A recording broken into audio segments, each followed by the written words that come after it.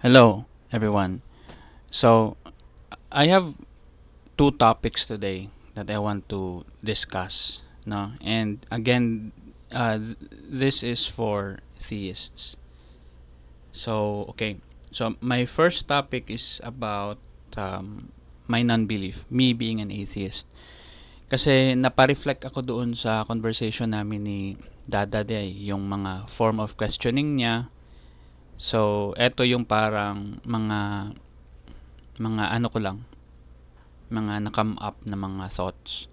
So, number one, yung first is yung pagka-atheist namin and naalala ko yung tanong ni Dada Day, sabi niya doon. So kung hindi ka naniniwala sa creation, then that means alam mo.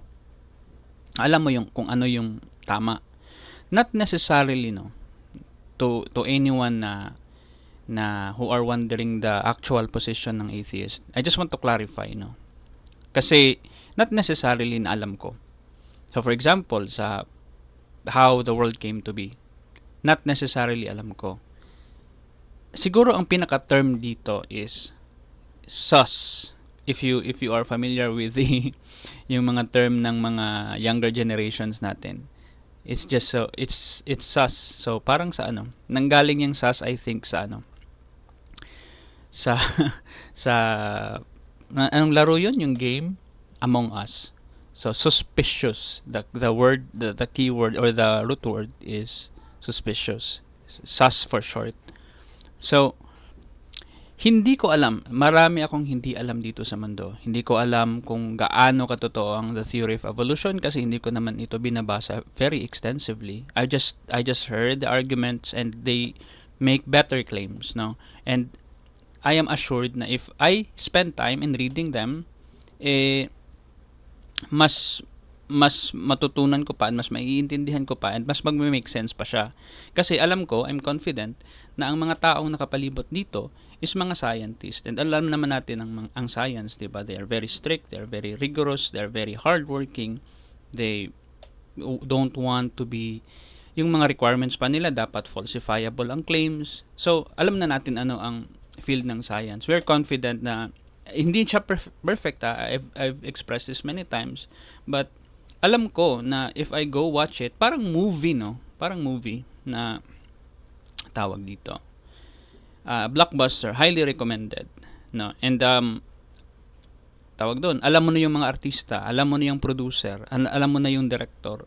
It gives you confidence na when you watch it, it's not bad. It's better, no? It's better than what you've expected. It doesn't happen all the time. We all know that. But at least gives us an idea pa na when I go watch it, yeah, totoo nga pala yung hype. Maganda talaga yung movie. And for example, yung Dune, di ba? And meron ding iba na hinahype, pero pangit pala.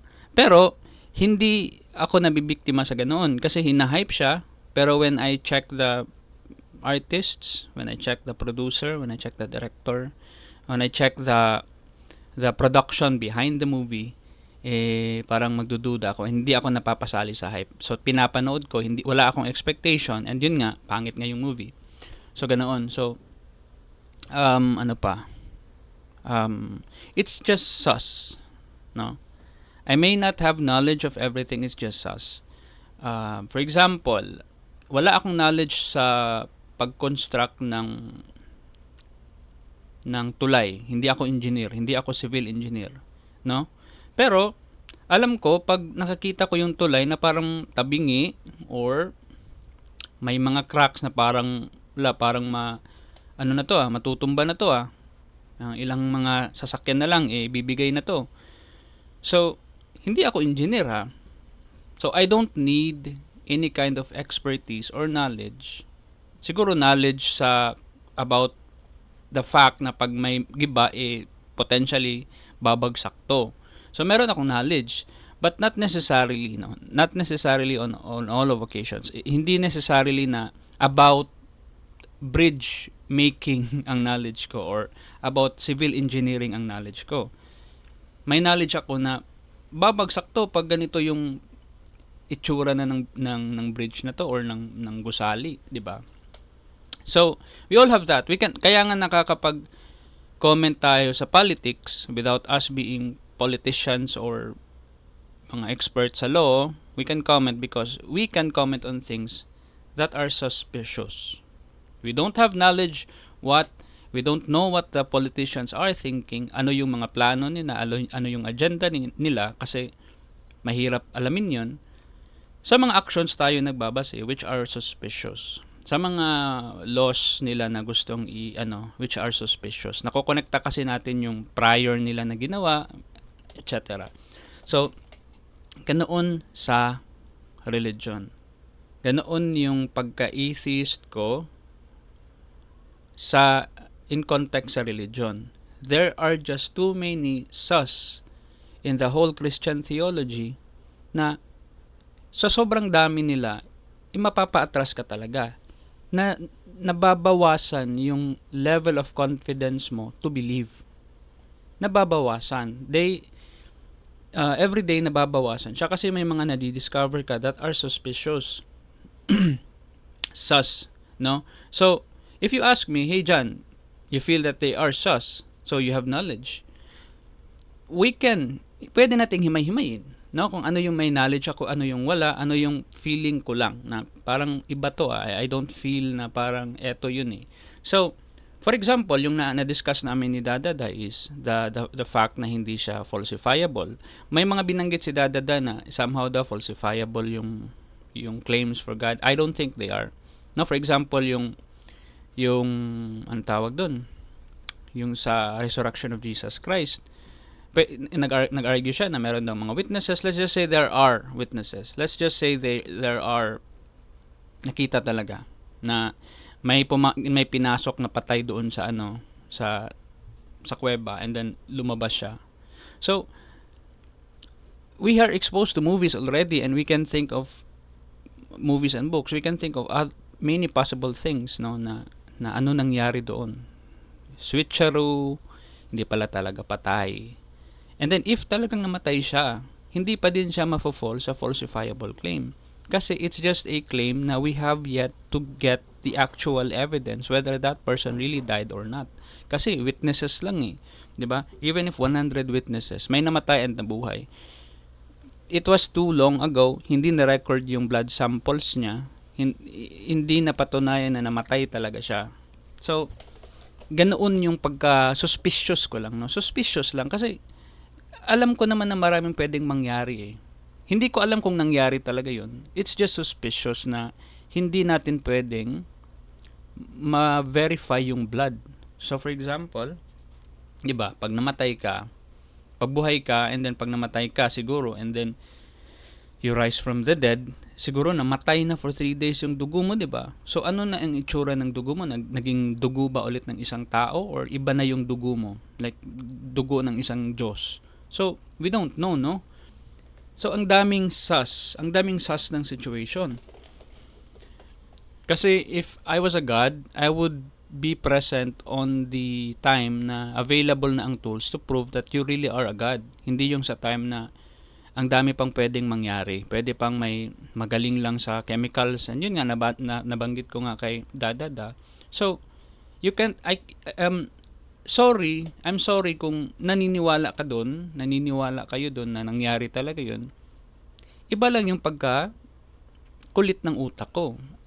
Can you blame me? Nabiblame mo ba ako if ganoon? Hindi naman ito intentionally.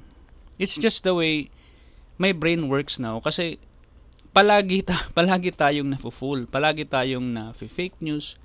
Palagi tayong nakakwentuhan na hindi pala tama. So, it is given, no, na maraming manloloko sa mundo, maraming may political na agenda, marami ang... So, gusto ko lang na since this is a claim for God, madali lang sana itong ma-investigate. Available sana yung data for us to falsify it, no? Ano pa? So, yun.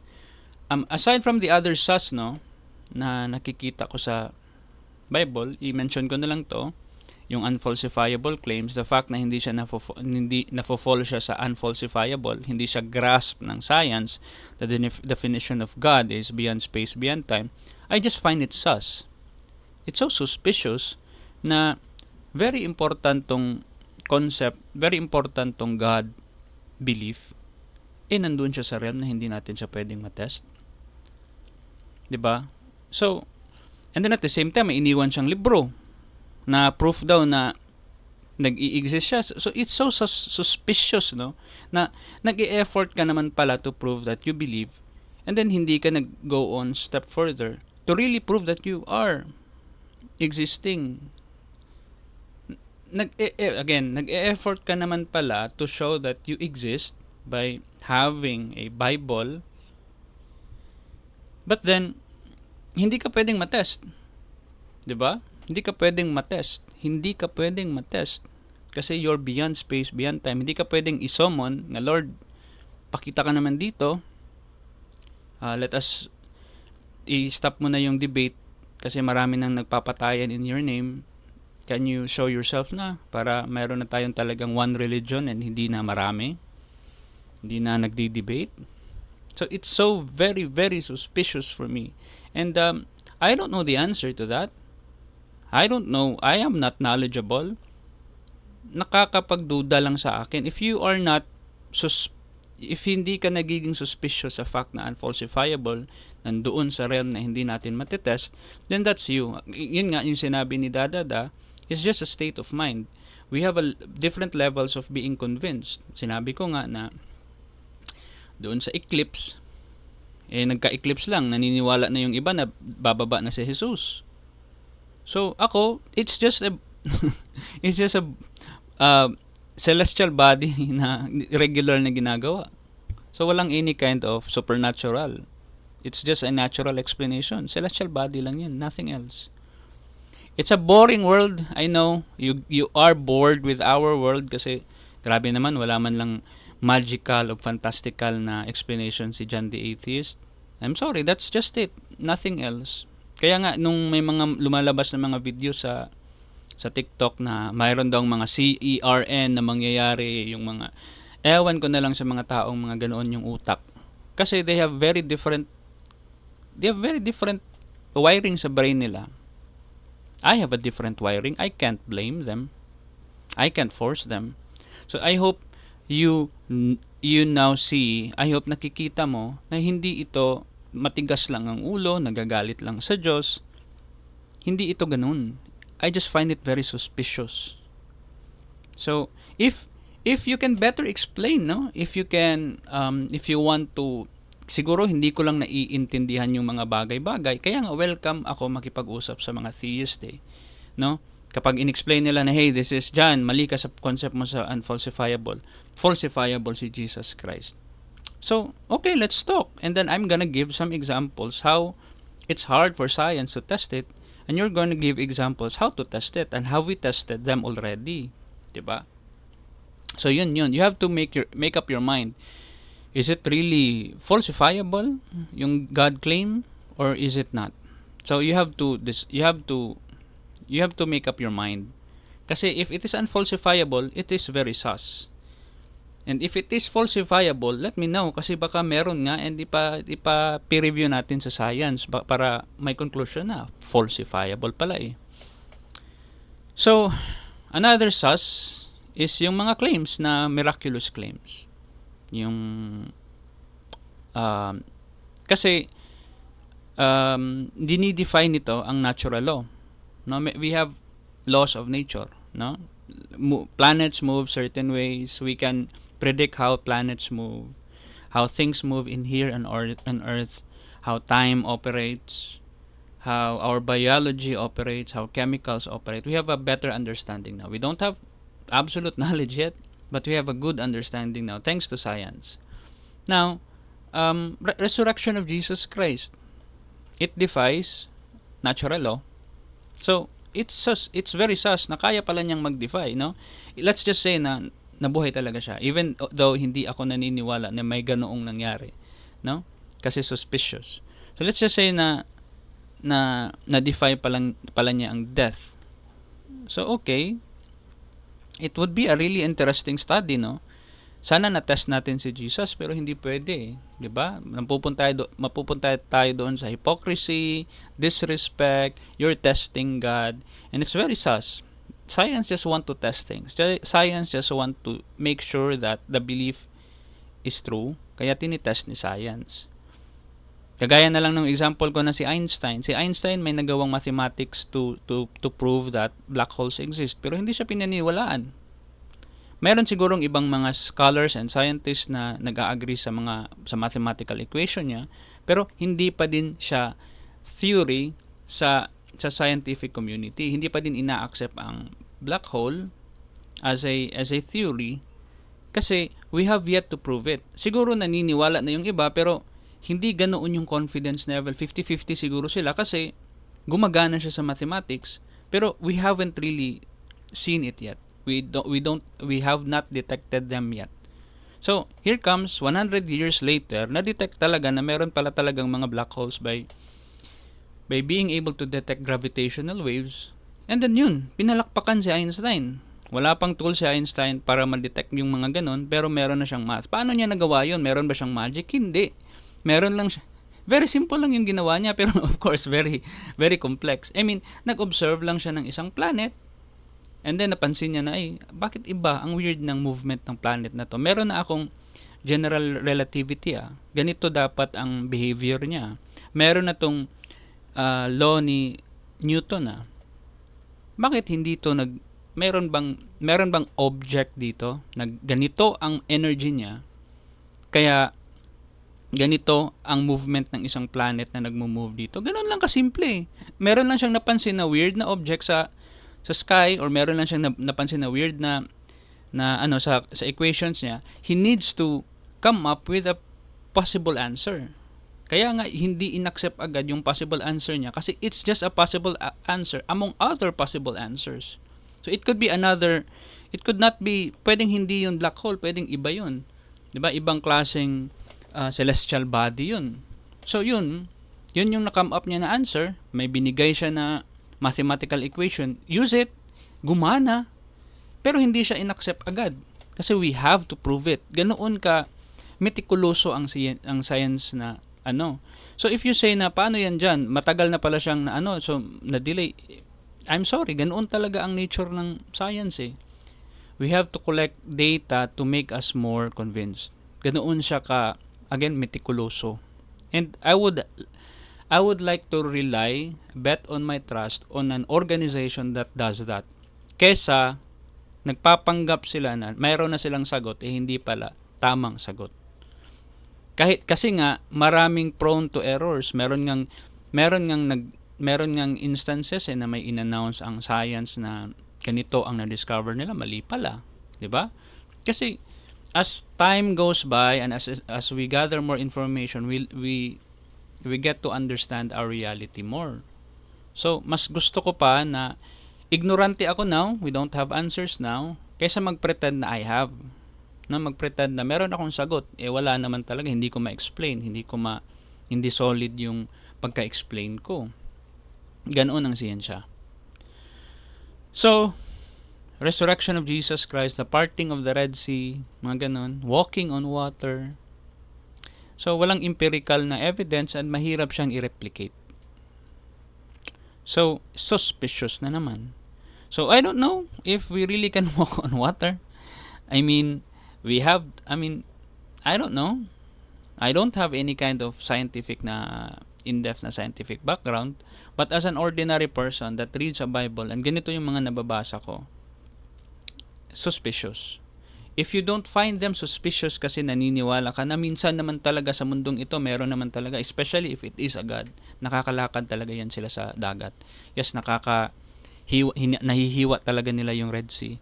And yes, mabubuhay talaga mga patay. Especially if the story is a God. Okay, that's you. That's you. No, I don't have problems with you. Kaya nga, I find it interesting na yung mga theist parang they are itching to prove na tama ito when you can't to I think you can't to an atheist kasi they've already made up their mind, and then narinig na din nila mostly ang mga arguments and I think yun talaga ang conclusion. I just find it very suspicious na etong mga claims na to ay nangyayari dati and hindi na nangyayari now, na may mga nakaka-part ng Red Sea. I wish ngayon siya nangyari, no, na nakikita talaga natin, na televise talaga, and na anong tawag doon, matetest talaga ng siyensya. Pero nag-exist si Jesus kasi 2,000 years ago, so it's just very sus, no, to decide to exist in that era, no, suspicious. So kahit na ano pang tumbling mo as a theist to explain na ito nangyari talaga to, at the end of the day, I'm just gonna require something that we can all see, our scientists can see, and then can verify. Hindi ako, I'm not saying na I need to look at the evidence and ako yung magko-conclude. Hindi eh. It needs to be accepted pa din sa science at the end of the day na makonclude. Kasi pwede namang yung utak ko is limitado lang and yes, mag-conclude ako na totoo yan. Pero hindi pala. Kasi I lack knowledge I lack the experience I need professionals and experts to investigate and say na totoo ito before ako mag-follow, no? And don't tell me na John, you need to listen to, I've listened to them. I've listened to every kind of scientist ko, no, na mga apologetics, no?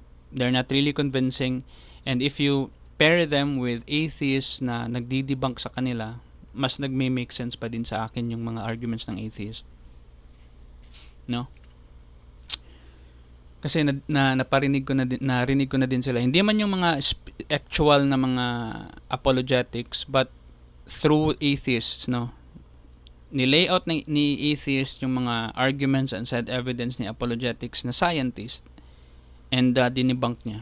Na-debunk niya, and it makes sense na naman sa utak ko. Again, ako lang kasi ang utak ko kasi ang basihan na it's again yung term nga niya, no, state of mind, no. Ang timpla ng utak ko ang magpapakumbinsi o magpapa hindi kumbinsi sa isang bagay. Ang paborito ko ding mini-mention sa sa YouTube channel ko is yung The Problem of Evil. Yung suffering and evil in this world, and na it is just very inconsistent sa isang deity na described to be all powerful, all merciful, and all love. So hindi lang siya consistent. So you can argue all day that there is free will. Again, you can argue, but ang pinaka-root pa din kasi niyan is walang Diyos na bababa and sasabihin na tama ka. Yung apologetics, tama ka. Kasi mas maganda pa din kasi why are you arguing about your God? At ang hirap din kasi, no, na ina-argue mo yung problem of evil, na how it makes sense, blah blah blah. Pero yung utak ko pa din kasi, okay, na-solve mo yung problem of evil, pero are you really sure? Are you really, totoo ka ba? Ikaw ba yung representative talaga na nakakapag-explain ng problem of evil? And are your arguments really true? Ito ba talaga yung gustong ibig sabihin ng Diyos mo?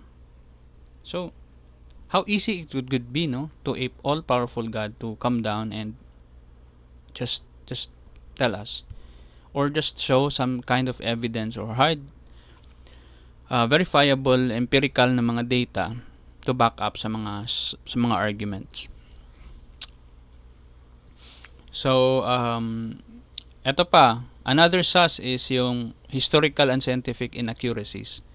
For example, the creation story in Genesis, no, it's so sus, no. I don't know, I mean, it could be na totoo yung Genesis na mali lang natin ang pag-interpret. There could be a lot of explanation for that, pero it's just so sus, no, na when we learned how we existed, no, when we learned about evolution, when we learned about the Big Bang Theory, ang layo-layo sa Genesis theory.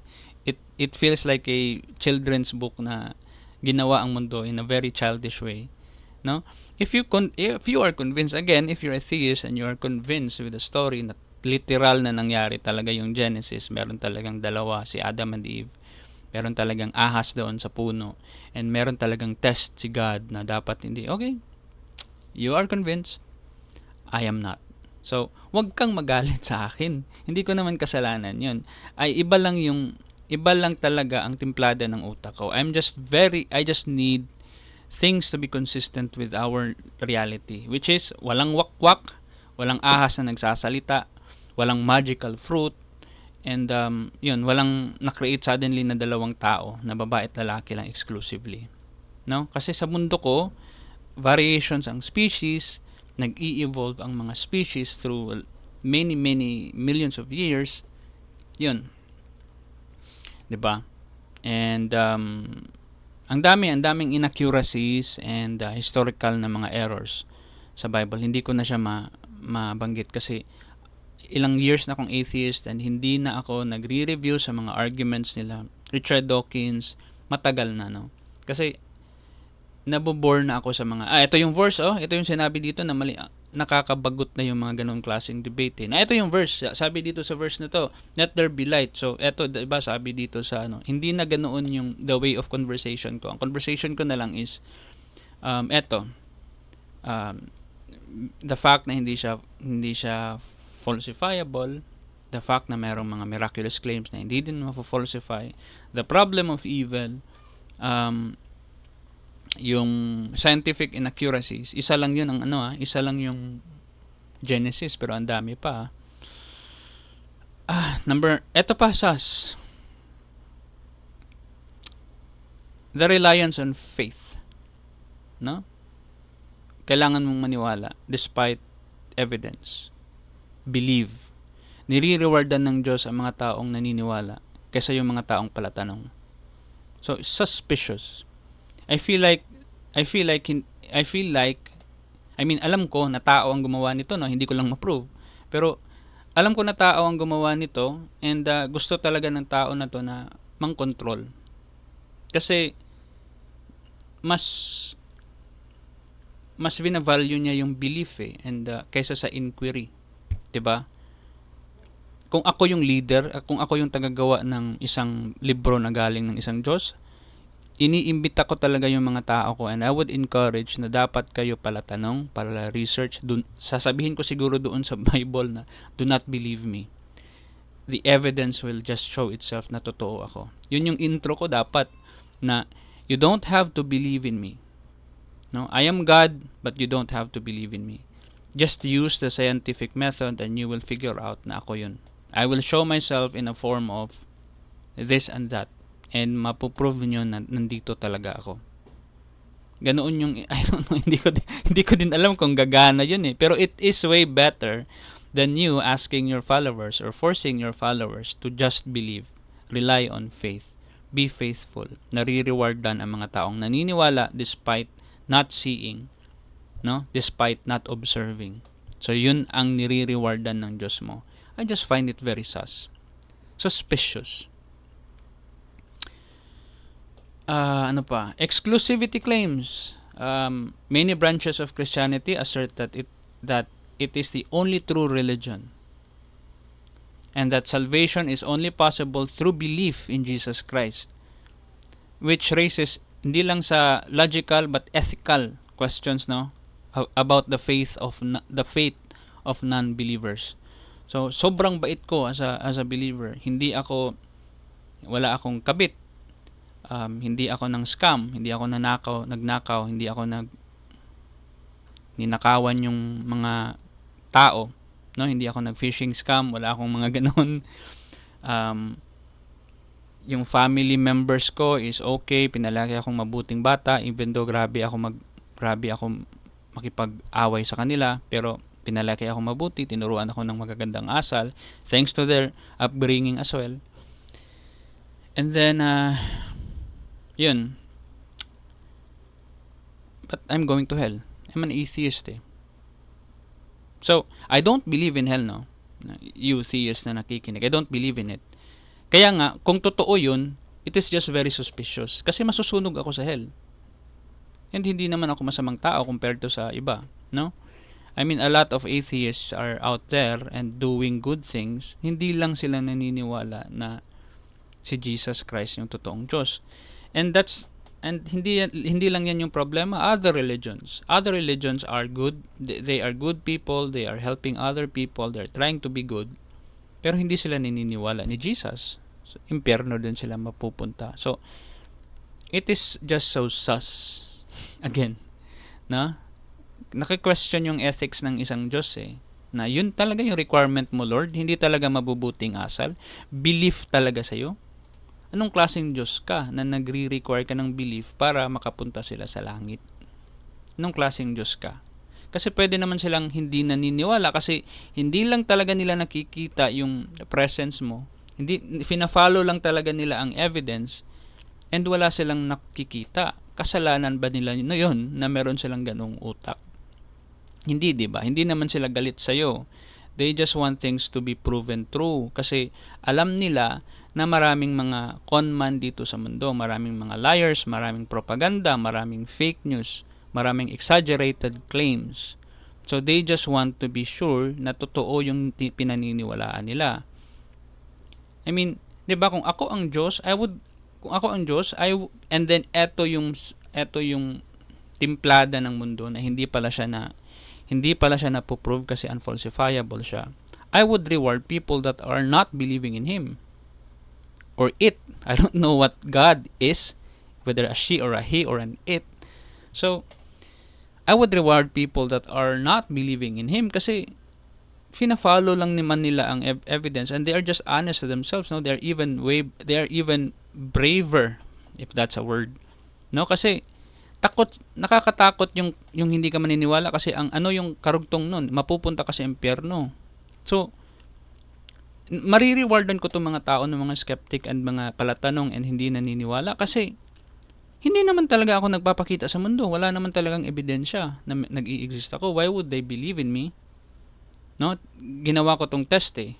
Sino yung mga kiss ass na mga tao eh. So, na naniniwala kasi takot na may impyerno, naniniwala despite evidence. So I think they're pretentious, they're just afraid and they're scared of the reality. So yun,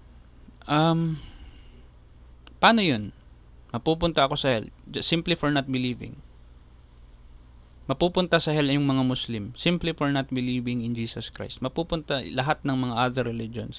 And I don't know ano nga yung exclusive na religion, yung isa lang na tama talaga. Is it INC? Is it Dating Daan? Is it Katoliko? We still have to figure that out kasi hindi pa din close yung debate about that eh. Sino yung tamang religion eh. Baka INC nga, baka Jehovah's Witness, baka Mormons. So, maraming mapupunta sa hell. Ang dami. If totoo na merong Diyos and if totoo to na nagre-require ang Diyos ng belief. Imagine ginawa mo siya as a requirement. Anong klaseng Diyos ka? 'Di ba? Anong klaseng Diyos ka na requirement 'yun? So again, I don't know what the answer is. I just want to say to you na I don't know, but I just find it very suspicious.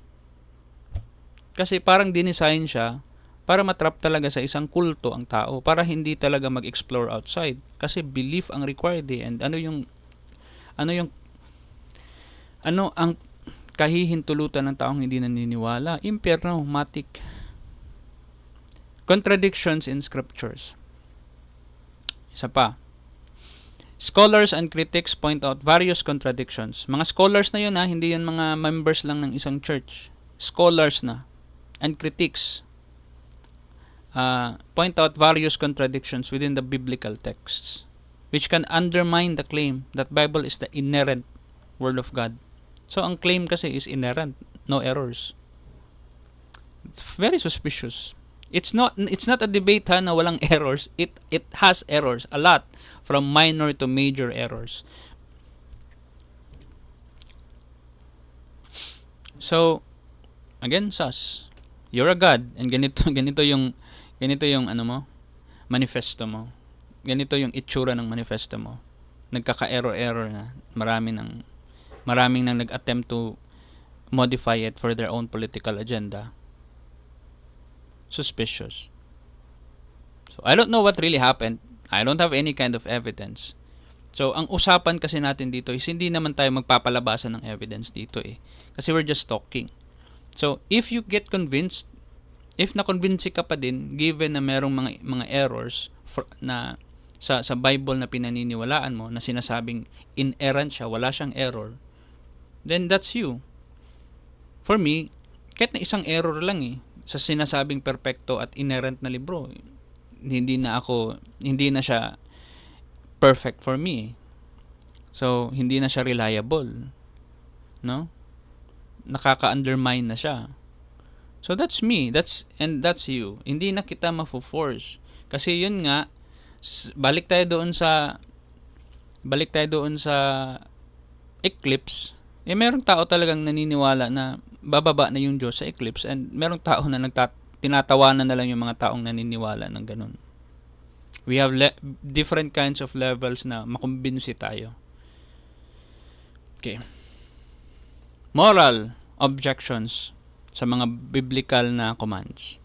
Certain passages in the Bible endorse practices that are now considered morally objectionable, such as slavery, genocide, and the subjugation of women. So, a lot. So, magiging debate yun. Sasabihin mo na hindi naman yung slavery, no, hindi naman yung genocide, hindi naman yung subjugation of women. Now, I've exhausted my, na-exhaust ko na yung time ko sa ganyan. Kaya nga, ayaw ko ng mga debate sa Bible. Hindi ko na alam, hindi ko na binasa. Ang tagal na. So, for me, this is already a done deal. Tapos na ang usapan dito sa mga morals, questionable na morals sa Bible. If may context ka sa slavery, if may context ka sa genocide, and if may context ka sa subjugation of women, okay, that's you. Suspicious for me na God ganito. And hindi siya suspicious for you. That's fine. You can move forward. The concept of hell. So, another sus, no? Na ang Diyos na defined to be as all-powerful, all-knowing, all-wise, all-merciful. May hell. May dinesign siyang hell na yung kasalanan ko is mortal lang, finite, natatapos yung kasalanan ko, finite. And yung judgment ko is infinite, forever. So, how come that's justice, no? Nagnakaw ako ng, let's say, 20 million pesos. Marami akong na-damage na tao, mga lives na na-damage. I mean, pwede ko siyang panagutan for every life na na-damage. Let's say, 2,000 lives. 2,000 summary, or the sum of all the lives I've ruined. 20,000 years. Pwedeng ganun. 20,000 years ako siguro, pananagutan ko yun, yung 20 million na ninakawan ko.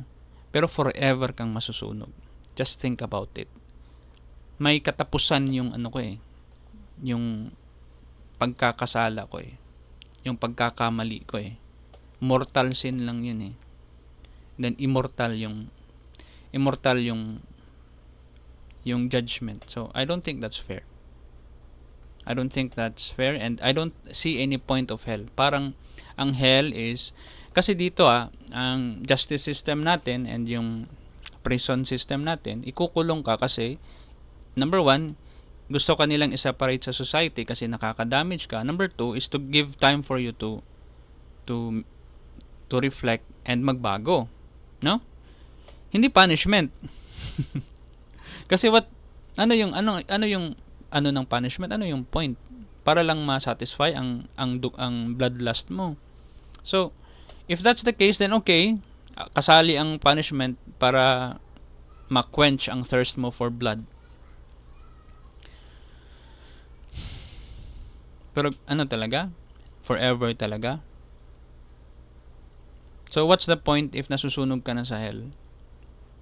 Wala kasi doon yung point na para magbago ka and para kahit nga dito 'di ba sa mundo i-separate ka sa society para hindi ka na maka-harm.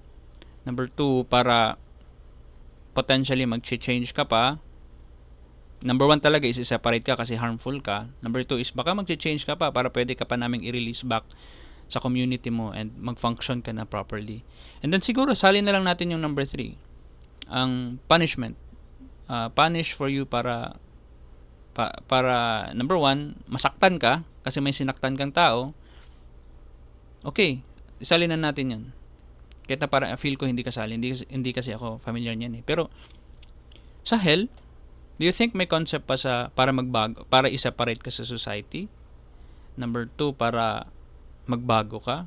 I think it's just purely for punishment reasons. Imagine. So, imagine, purely punishment lang. Sino yung ini-entertain? Yung tao ba na nandun na sa langit? Nandoon na susunog forever sa impyerno yung nag-rape sa anak ko? Ganun ba? For all eternity? Even though yung kasalanan niya is finite? No? You can argue na yung ni-rape at saka pinatay is forever din naman nawala. Okay. So, kailangan din niyang forever mag-suffer or forever din lang siyang mawala? Di ba? Kasi if you can argue na dyan, yung ni-rape slay niya is forever nang patay. Hindi na siya pwedeng mabuhay. So, dapat din siyang forever masusunog sa hell? Ano yun? Di ba dapat ang justice nun is kung meron talagang absolute, not absolute, but same thing na nangyari sa kanya, siguro dapat ma-rape din yung lalaki. Ako lang sa fucked up na brain ko, dapat ma-rape din yung lalaki kung gusto man natin kunin yung justice. And then papatayin siya. Equal, no? Justice. Pero hindi yun ang nangyayari sa konsepto ng hell. When you die, when a rapist dies, doon siya maliligo sa dagatang apoy, not because he will change and not because sineseparate siya sa community, but punishment purely. And then forever siya doon. No? I think pwede siyang sunugin doon siguro for me 1,000 years na magre-regenerate lang. No? Purely for my entertainment purposes kasi ni-rape niya yung, let's say, yung asawa ko. 1,000 years. Kung akong Diyos and then wala na. Mamamatay na siya, mawawala na siya na parang bula. Na-quench ko na ang thirst ko, 1,000 years ko siyang sinunog eh. Okay. I'm satisfied now. For 1,000 years, maririnig ko rin yung mga iyak niya and mga screams niya. So maaalala ko yung asawa ko, ganito yung ginawa mo talaga, so deserving ka. Yes, go burn in hell. I'm happy. My soul is very enlightened. I'm so happy now that you're burning in hell. For 1,000 years. And mariregenerate siya, and iiyak siya, "Diyan, patawarin mo na ako. Nagkasala ako sa asawa mo, hindi ko na magagawin." Siguro at first, tatawa siya kasi, na-rape ko yung asawa mo. I won't be begging for you to help me or whatever. So, iiyak siya at the same time kasi masasaktan siya sa hell eh. But at the same time, tumatawa siya para masaktan ako. That's just siguro for a few hours. Pero 1,000 years, I'm sure iiyak na yan na, "Please, patayin nyo na ako. Patayin nyo na ako. I-end nyo na yung life ko." I think 1,000 years kung ganun. Pero hindi forever. I think may time na siguro, okay na yan. I think masaya na din yung asawa ko na na-rape at saka namatay. I think hindi na siguro niya gusto na madagdagan pa ng more suffering na forever. 1,000 years, okay. So, yun. Yun yung hindi ko maintindihan sa hell. Na finite yung crimes mo, infinite yung punishment mo. And yung punishment natin dito, hindi ka naman tino-torture sa kulungan. Kinukulong ka lang naman. Doon, sunisunog ka. So, it's just so fucked up. No, it's a fucking barbaric na mundo na parang ginagamit lang talaga ang konsepto ng hell para matakot ka and para gamitin mo yung belief mo kasi nagdududa ka eh. Nagdududa ka na parang hindi to totoo pero no, wag mong gawin yan, wag kang magduda kasi mapupunta ka sa hell. And then yun yung description ng hell. So matatakot ka. So you're in this vicious cycle of doubting and then being in fear na mapupunta ka doon. So hindi ka na nakakalabas sa box mo. Hindi mo naiisip na parang hindi to totoo Hindi naman ako mapupunta sa hell. So yun yung nangyari sa amin kasi. nakalabas kami sa doon na cycle. Kaya we're free to want to ask more questions now. Kasi hindi na kami matatakot sa mga tanong namin kasi hindi naman kami mapupunta sa hell. Alam naman namin na pag mamatay ako, siguro magkaka-hallucinate ako kasi may mga i-release na mga chemicals yung katawan ko para i-try akong buhayin. Siguro makikita ko ang heaven, makikita ko yung mga family members ko, magha-hallucinate, no? Kasi ma-overwhelm yung katawan mo with different kinds of chemicals firing all at once just to try to revive you. And then I'll die.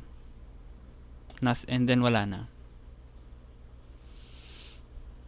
Ang evolution ng religious beliefs. The development and evolution of Christian doctrines over time suggests to some that it is man-made construct rather than divinely inspired. Ang dami. So, hindi ko na alam kasi hindi na din ako nagre-research matagal na about Bible talaga. But you can find out na iba yung belief ng very old na version ng Christianity sa now. Some Christian denominations are now even debating whether we allow same-sex marriage or not. Ba, imagine. If you're talking about same-sex marriage way back, hundreds of years ago, potol na yung ulo mo. So those are the types of Christians na dati. So we are evolving, no? We are changing. And it seems that yun yung nangyayari. Yung morals natin nagbabago-bago. We are more accepting, we are more fair, we are less judgmental, we are less ignorant. And figure out na natin slowly yung mga bagay-bagay, no? Meron na mga compromise yung ibang religion eh. We don't want the church, we don't want the state to support same-sex marriage, no? May mga ganun na. Pero dati kung yung old versions, walang debate na ganun. If the mere fact na nagbanggit ka ng ganun, I don't think you will survive. Walang ganun. Siguro wala nga dating nagtatagol siguro lahat ng mga bakla dati at saka mga trans at tomboy. I don't know. Pero yun, more tolerant.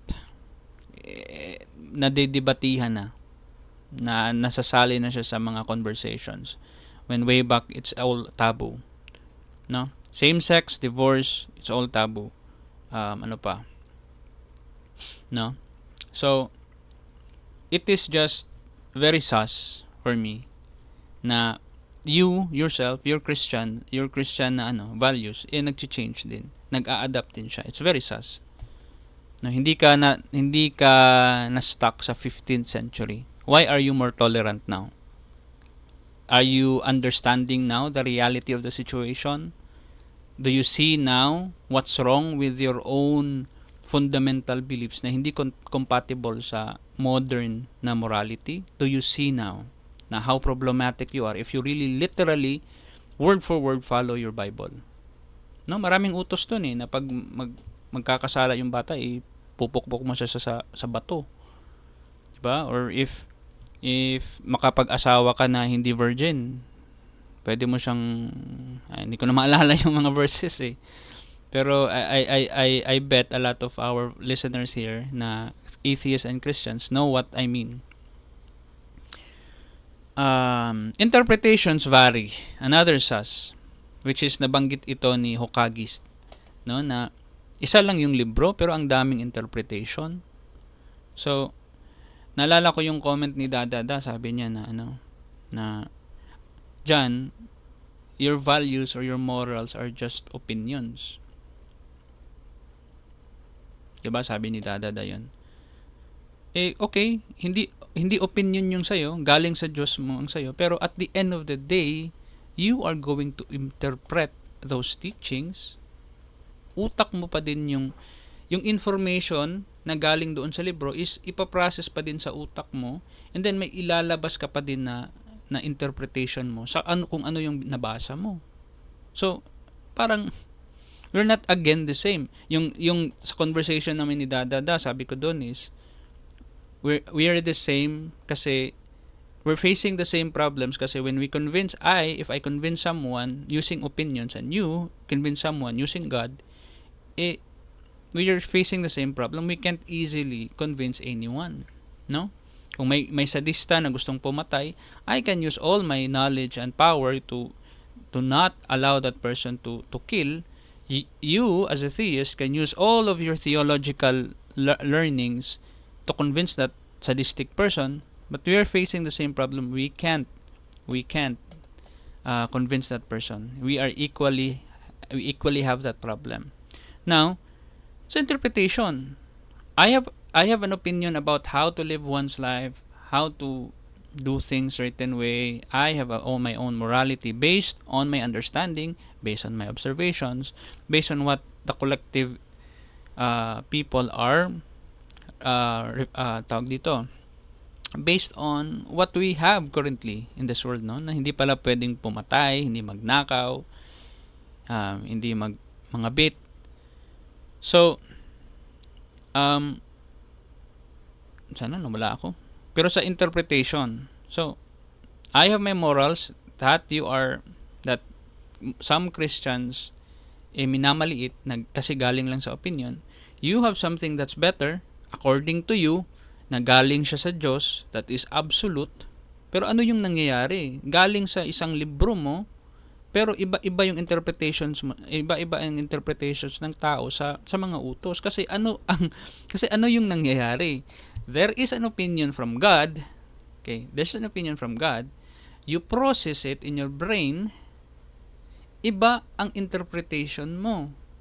So, you still applied your own opinion to that opinion that came from God. So, you're still facing the same problem that I am facing. Problema ang opinions kasi nakakatakot, iba-iba yung isip ng mga tao, iba-iba yung mga timplada ng utak. What if bukas magbago? Ganoon din yung sayo. Ganoon din yung problema ng religion. There is an absolute na utos. You process it in your own brain, and then you interpret it. You preach what you've processed. So you're still using your own state of mind, and then you still preach something. Kaya nga, yun na nga, varying interpretations. Kaya yun yung nangyayari.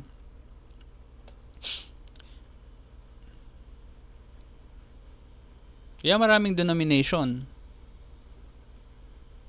Maraming confusion and questions. Okay? So, ang final is yung political and economic exploitation.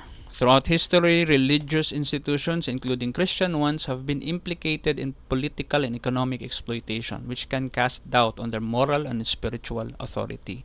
So, this one is something na I think nasasas lang siya, not because questionable yung Bible.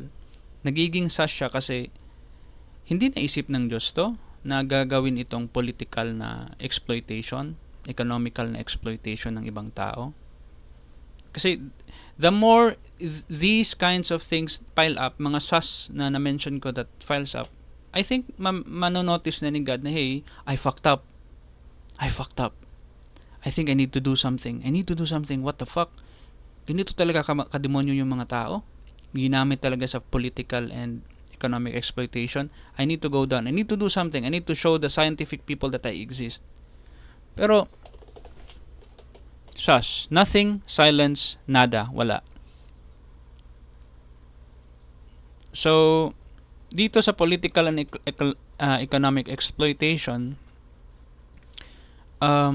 hindi masyado strong, but sus siya for me, suspicious siya for me, kasi yun nga, kasi hindi ka falsifiable, kasi prone to interpretation yung libro mo, kasi nagbabago-bago ka through time. I mean, hindi ka nagbabago, absolute ka, pero yung morality mo is hindi talaga nag-i-stick literally doon sa fundamental na teachings. Kasi nagre-rely ka on faith, kasi may problem of evil, kasi may historical and scientific inaccuracies, may mga miraculous claims, kaya nagagamit siya sa political and economic na exploitation. Punta tayo kay Kibuloy, kay Senior Aguila. So, na-i-exploit siya Kasi ganoon yung sistema niya. No? Wala naman sigurong pari sa science, no? Na meron. Meron pala yung mga Deepak Chopra na level, yung mga pseudo-intellectual, pseudo-philosophical, pseudo-science na mga bullshit. There are attempts, no? Na gamit sa mga crystal balls, gamit sa mga energy, gumagamit sila ng mga science words to fool people into thinking that they are talking about science. Those are pseudo-science people. And there are many of them. Si Gwyneth Paltrow, yung sikat na nagbebenta ng ng mga kandila at saka mga crystals eh. So, gumagamit sila ng mga scientific terms para magmukhang science. Pero ano yung comment ng scientific community? Hindi sila interpretation ng science ha. It's just people that are using scientific words na tawag doon na using scientific words to fool people into thinking that they're talking about science, but they're not. They're ridiculously embarrassing themselves kasi they're not really talking about science, because if they just try to prove them, kasi nga, yun nga, prove. May foundation ang science eh, prove it. Test it. Put it in a lab. Write a white paper about it. Make it into a theory. Make it into a scientific theory. Pero wala sila. So, yung mga mag-a-attempt na maggugulo sa science ay magigiba talaga. Pero marami pa din silang mafu-fool kasi yun nga sinasabi ko, ang daming bobo sa kalibutan. Ang daming bobo dito sa mundo. Nagka-eclipse lang. May mga fear about the dates na nagka-coincide lang na hey 42420 yung date. Guguna yung mundo. So, maraming bobo. So, kaya may maraming nag-i-exploit. So, yun. So, nasabi ko na dalawa yung topics ko, no, pero napahaba itong comments ko about my sus na mga opinions about it. Again, all of the things that I mentioned does not disprove Christianity. It is not an argument na hindi totoo ang Christianity. These are not arguments to use na hindi talaga nag-i-exist si Jesus. It could be na totoo talaga ang Bible. It could be na totoo talaga si Jesus Christ. It's just that hindi siya pasok sa framework ko. Ang framework ko na I need things to be tested, falsified, and meron dapat empirical evidence. Sa framework ko na ito yung justice ko. Ang concept ng justice ko is ganito. Ang understanding ko sa science is ganito. Ang understanding ko sa morality is ganito. Without any kind of influence, no? It's just my own idea. Hindi na siya compatible. Kaya, aside sa hindi siya na-proven to me as true, hindi na siya compatible. So, it could be true. Again, I'm gonna say this to you. It could be true. It's just very suspicious.